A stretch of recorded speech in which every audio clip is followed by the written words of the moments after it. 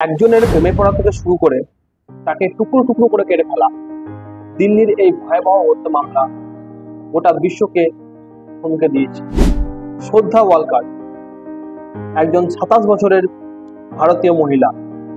শ্রদ্ধা 2018 সাল পর্যন্ত মহারাষ্ট্রের পালঘর জেলার ভাইসরায়ে তার মা এবং ভাইকে নিয়ে পরিবারের সঙ্গে বসবাস করছিল।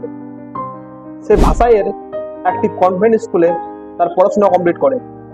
তারপর তার BMM কোর্সের জন্য ভিভা ইনস্টিটিউট অফ টেকনোলজিতে ভর্তি হয়, কিন্তু পরবর্তীকালে সে এই কোর্স থেকে ড্রপ আউট করে। শ্রদ্ধার বাবা বিকাশ ওয়ালকার তার ইলেকট্রনিক্সের বিজনেসের জন্য বাড়ি থেকে আলাদা থাকত। অন্যদিকে শ্রদ্ধা একটি MNC কোম্পানিতে কল সেন্টারে কাজ করত, আর এই কল সেন্টারের একজন ছেলে আফতাব ছিল তার এই মর্মান্তিক একটি দিনের কাহিনী। আফতাব আমিন পুনাওয়ালা। শ্রদ্ধা এবং আফতাব দুজনের একটি ডেটিং অ্যাপের মাধ্যমে যোগাযোগ হয়।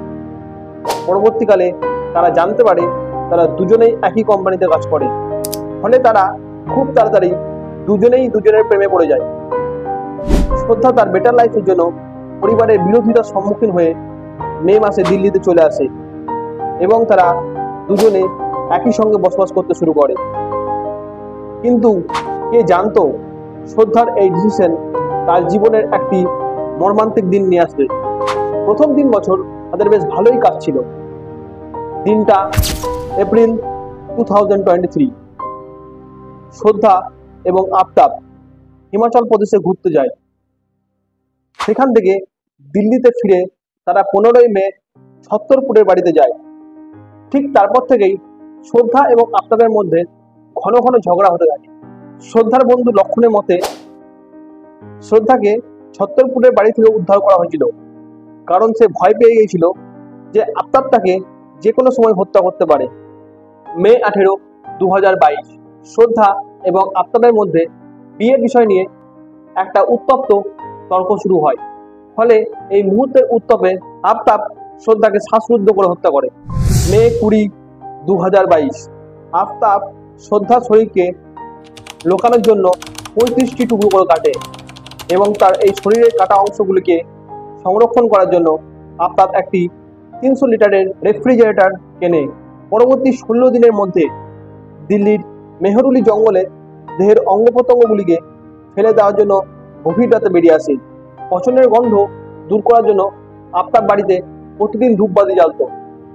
যে ছেলেটা কোনোদিন এখনো পর্যন্ত ধূপবাতি জ্বালেনি, সে শুধুমাত্র এই গন্ধকে ঢোকানোর জন্য ধূপবাতি জ্বালতে শুরু করে। তারপর সে গুগলে সার্চ করে একটা কেমিক্যাল কেনে, যা দিয়ে সে রক্তের দাগগুলো পরিষ্কার করে। জুন 2022 আফতাব শ্রদ্ধার সোশ্যাল মিডিয়া অ্যাপ ব্যবহার করে সে নিজেকে শ্রদ্ধা বলে প্রেজেন্ট করে থাকে 9ই জুন পর্যন্ত। আগস্ট 2022 শ্রদ্ধার বন্ধু লক্ষণ শ্রদ্ধাকে বারবার ফোন করে। 2 মাস ধরে কোনো যোগাযোগ না হওয়ার ফলে লক্ষণ কিছু বুঝতে না পারে শ্রদ্ধার ভাইকে ফোন করে। ফলে শ্রদ্ধার পরিবার থেকে কোনো রকমের যোগাযোগ করতে না পেরে তার বাবা বিকাশ ওয়ালকার মুম্বাই পুলিশের কাছে যান এবং মানিকপুরের থানায় শ্রদ্ধার নিখোঁজ মামলা দায়ের করে। নভেম্বর 2022 মামলাটি দিল্লি পুলিশের কাছে হস্তান্তর করা হয়। ভারতীয় দণ্ডবিধির 365 ধারায় কিডন্যাপিং এর ওপর একটা FIR দায়ের করা হয়। টেকনিক্যাল সার্ভাইলেন্স ব্যবহার করে দিল্লি পুলিশ আফতাবকে গ্রেপ্তার করে। প্রাথমিক তদন্তের সময় আফতাব বলে শ্রদ্ধার সঙ্গে তার ঝগড়া হয়, ফলে 2022 সালের মে মাসে শ্রদ্ধা আফতাবকে ছেড়ে চলে যায়। তার সম্পর্কে এখন আর সে কিছুই জানে না।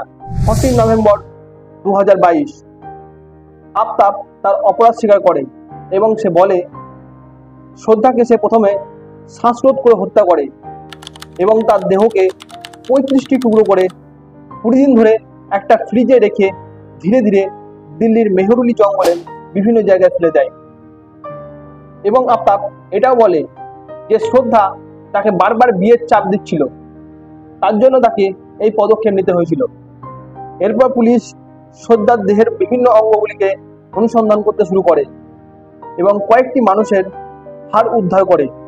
বাকি অংশগুলি উদ্ধার করার জন্য পুলিশ একটি ডগ স্কোয়াডকে নিয়ে আসে, তবে মাথা সহ অনেক টুকরো এখনো পর্যন্ত খুঁজে পাওয়া যায়নি।